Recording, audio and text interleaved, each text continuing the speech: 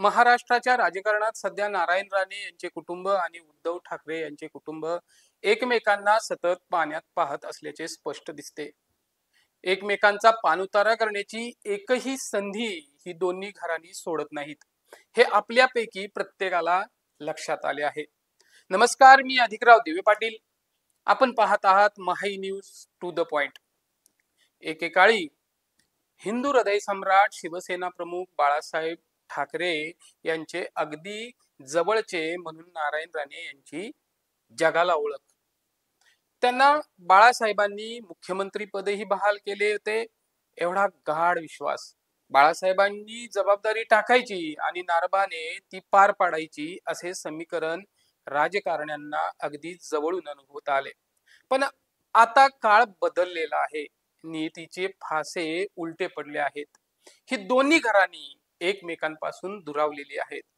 राणे घराणे या बदलत्या राजकीय परिस्थितीमध्ये सत्ताधारी बनलंय, तर उद्धव ठाकरे यांची सगळीच गणिते चुकलेली आणि तुटपुंज्या संख्याबळासह त्यांना विरोधी बाकावर बसावे लागले.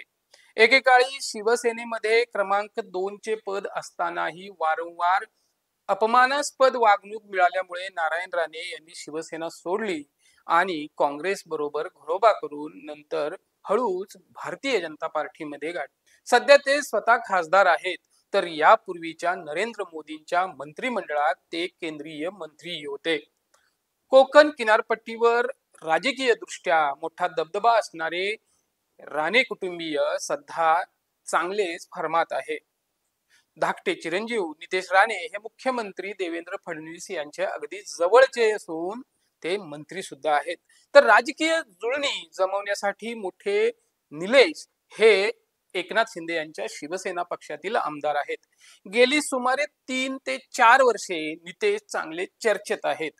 प्रसिद्ध अभिनेता सुशांत सिंह राजपूत याची व्यवस्थापिका दिशा सालियान हिची हत्या झाली असून त्यात आदित्य ठाकरे आणि त्यांच्या गँगचा समावेश असल्याचा आरोप सतत करणाऱ्या निलेश राणे यांच्यावर राजकारण केंद्रित झालेले आहे आणि त्यांना त्यामध्ये यशही मिळतंय. ठाकरे कुटुंबियांची कोणतीही बदनामी करण्याची संधी न सोडणारे नितेश नियमितपणे त्यांच्यावर टीकास्त्रे सोडू लागले. मग ते उद्धव ठाकरे असोत, नाहीतर त्यांचे प्रवक्ते संजय राऊत, या दोघांना झोडपण्याचा विळा जणू नितेश यांनी उचललेला आहे. भाजपकडून त्याचे फळही त्यांना मिळाले आणि ते मंत्री बनले. दुसरीकडे मधल्या काळात निलेश यांच्यावर अपयशाचे छोटेसे खापर फुटले आणि झालेल्या पराभवामुळे ते मागे पडले, हे मान्यच करायला हवे.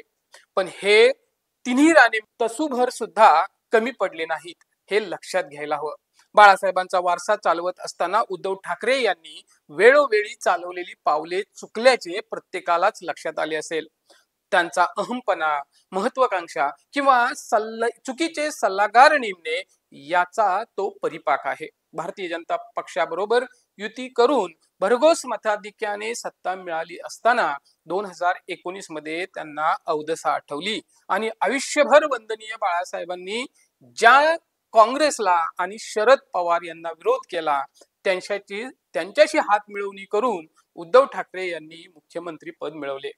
अर्थात हे जनतेला रुचले नाही. त्याचा फटका त्यांना पुढील राजकारणात बसला आणि आता तर अस्तित्वाचा प्रश्न सुद्धा निर्माण झाला. उद्धव ठाकरे यांचा हा निर्णय एवढा अवसानघातकी होता की त्यांचा पक्ष फुटला आणि मोठा गट एकनाथ शिंदे यांच्या नेतृत्वाखाली जाऊन भाजपला मिळाला.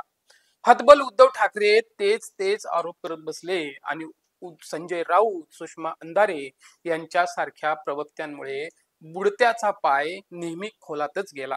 उद्धव ठाकरे यांना अलगद बाजूला करून भाजपाने एकनाथ शिंदे यांच्यावर मुख्यमंत्री पदाची जबाबदारी टाकून त्यांचा योग्य सन्मान केला आणि ठाकरे कुटुंबियांचे उठ्ठे काढले. त्यांना उद्योगच राहिला नाही, रोज नवीन काहीतरी बडबडत सुटायचे, एवढा एकच उद्योग त्यांना राहिला. एकनाथ शिंदेचे सरकार हे घटनाबाह्य सरकार आहे, ते या महिन्यात पडणार, हिम्मत असेल तर पुन्हा निवडणुका घ्या असली वक्तव्य करून आणि स्वतःच्याच तालात स्वप्नरंजन करीत त्यांनी निवडणुका गाठल्या.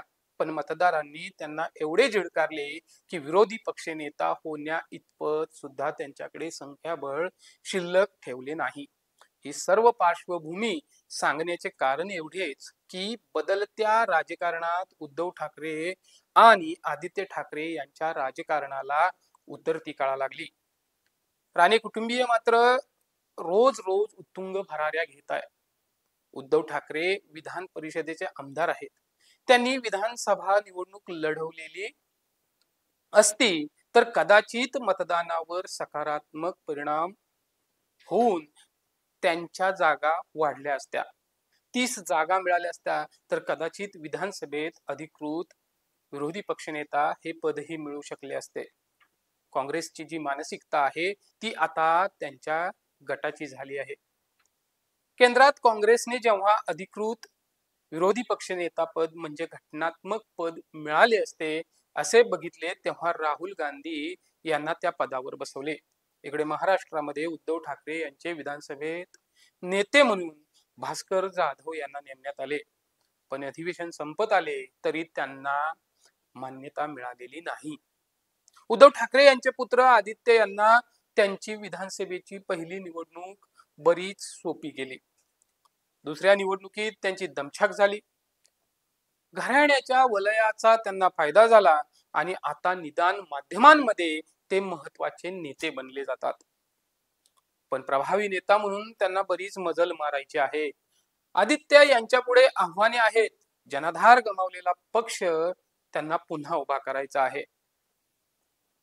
त्यासाठी योग्य ते सल्लागार आणि बुद्धिवंत जोडीला असणे महत्वाचे आहे. उद्धव ठाकरे यांचे ठोकताळे भरकटलेले, पण आदित्य यांना विचारपूर्वकच निर्णय घ्यावे लागतील. विशेषतः राणे कुटुंबीय सत्तेवर असल्यामुळे त्यांची मोठी अडचण करू शकतात. खर तर ठाकरे आणि राणे यांची तुलना करण्याचा आमचा हेतू नाही, पण राणे हे बाळासाहेब ठाकरे यांचे एक आवडते शिष्य. त्यांना मुख्यमंत्री होण्याची संधी मिळाली, पण पुढे ठाकरे यांच्या विरोधात गेल्याने राणे यांच्या पुढे मोठा संघर्ष उभा राहिला. राणे काँग्रेस पक्षात गेले, पण त्यांना दिलेला शब्द पाळला गेला नाही. अखेर राणे यांनी भारतीय जनता पक्षात जाऊन आपले व्यवस्थित पुनर्वसन करून घेतले. त्यांनी दोन्ही मुलांना देखील राजकारणात बस्तान बसवून दिले. उद्धव ठाकरे मुख्यमंत्री झाले होते, पण एक बाब मान्य करायला हवी की प्रशासकीय कामासाठी आवश्यक असलेला आवाका उद्धव ठाकरे यांच्याकडे तुलनेमध्ये कमी होता. नेता म्हणून ते पक्ष चालवतील या सगळ्या गोष्टी मान्यच आहेत.